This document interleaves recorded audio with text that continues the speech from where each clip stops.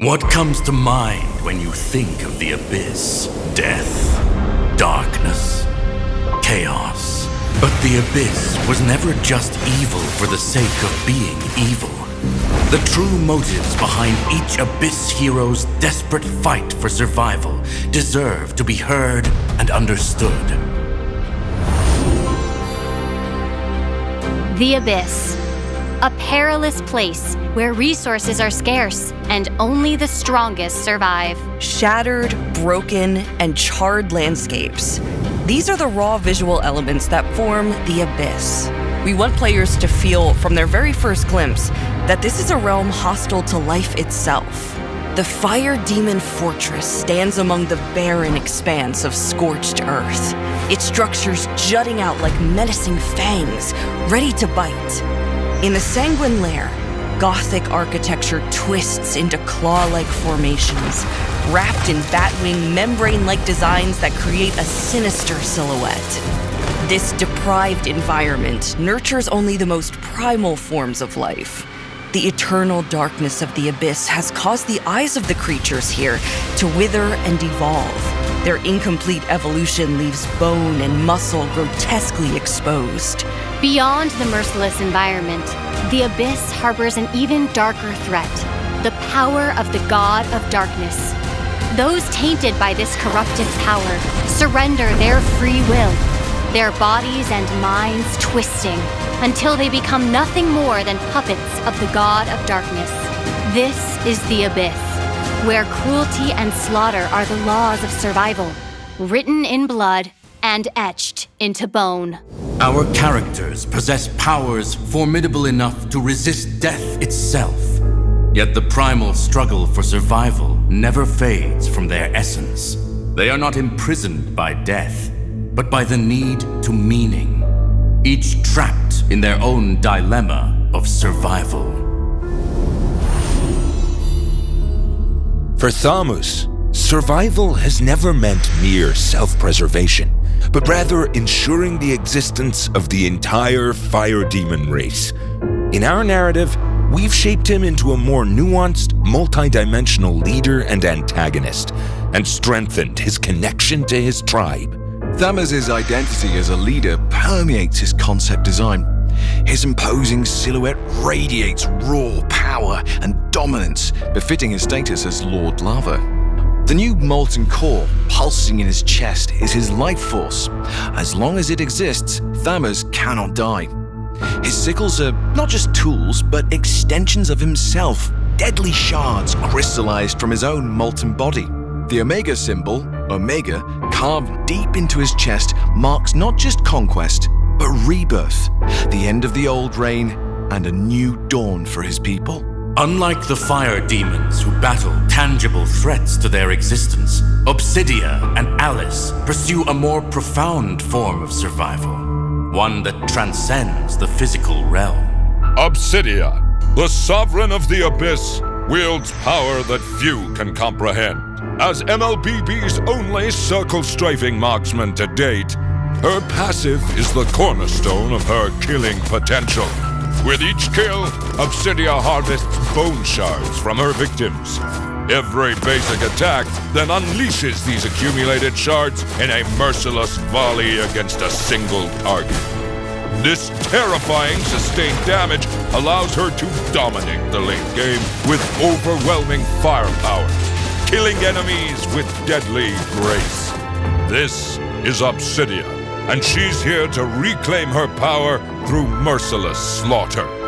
For Obsidia, I designed a living weapon that evolves with her deadly power. At first, the weapon appears as merely a spine, fragile and incomplete.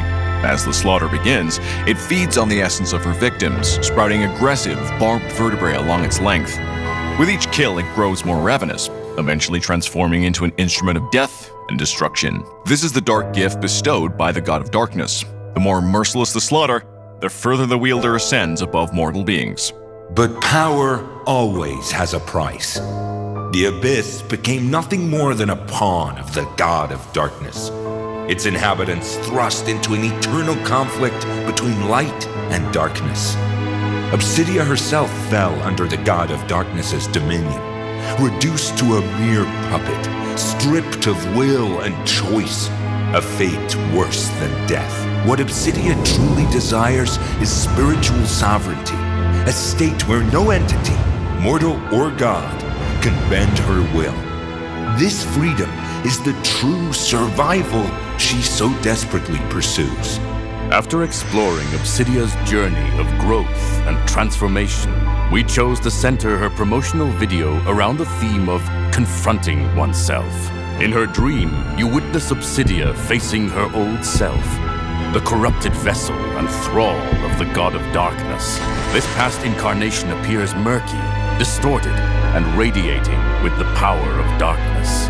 When Obsidia resolutely destroys this shadow in her dream, she delivers a defiant blow against her past.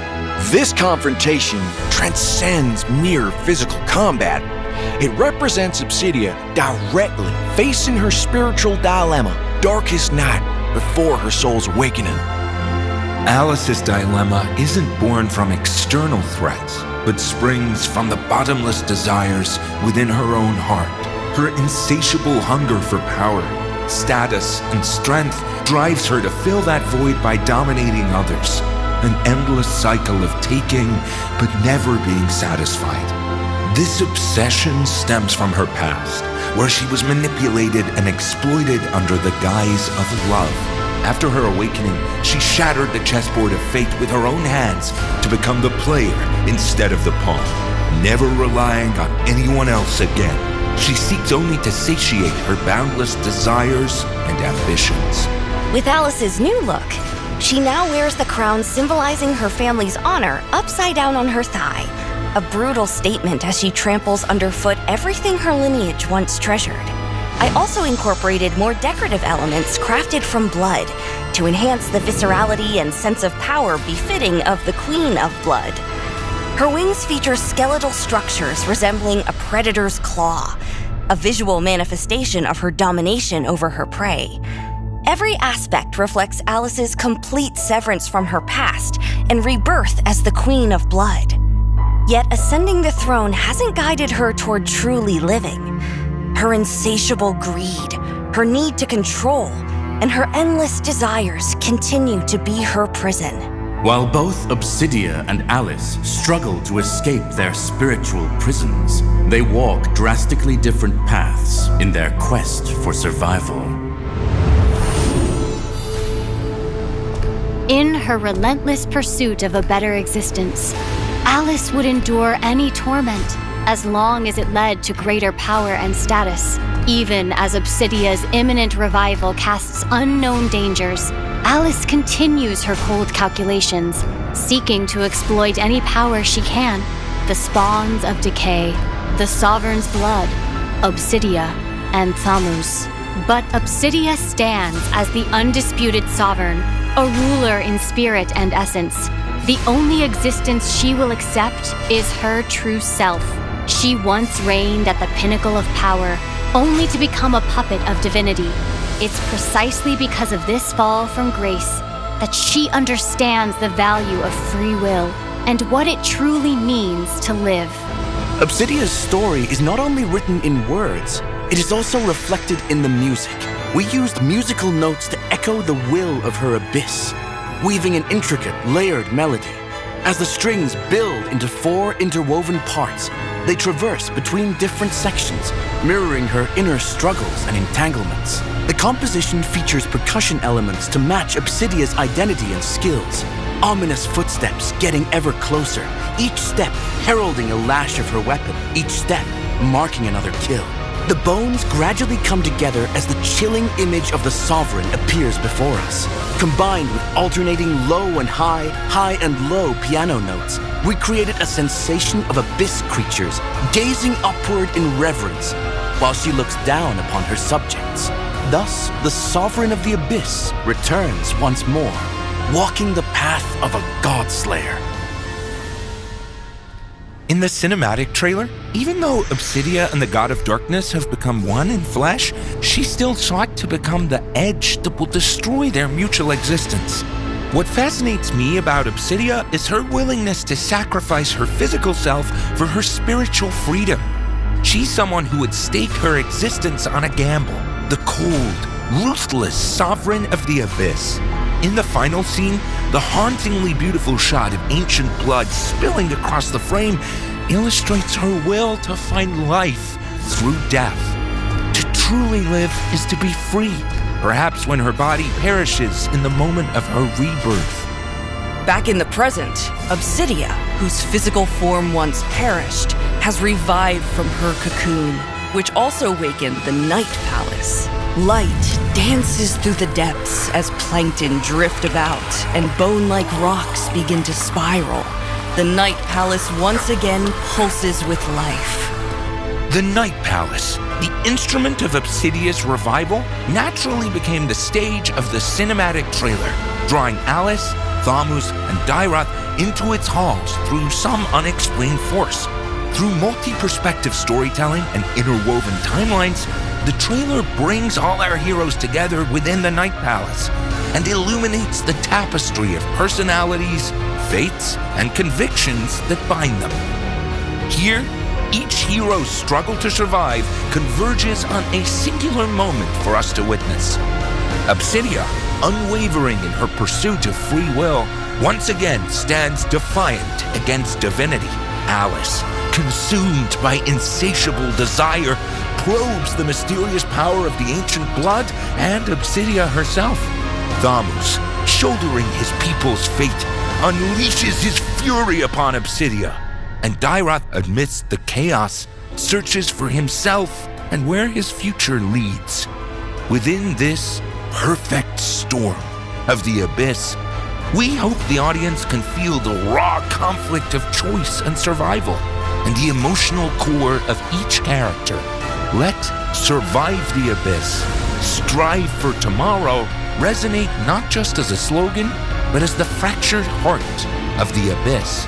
They each face their own trials, yet not one will ever kneel to the Abyss. Rather than yielding to darkness, they bare their fangs and hone their edges within it, revealing a fierce, undeniable will to survive. This is the Abyss, a realm of darkness where survival has taken on profound meanings. Let us witness the struggles, the anguish, and the unwavering resolve of each hero in their rawest form.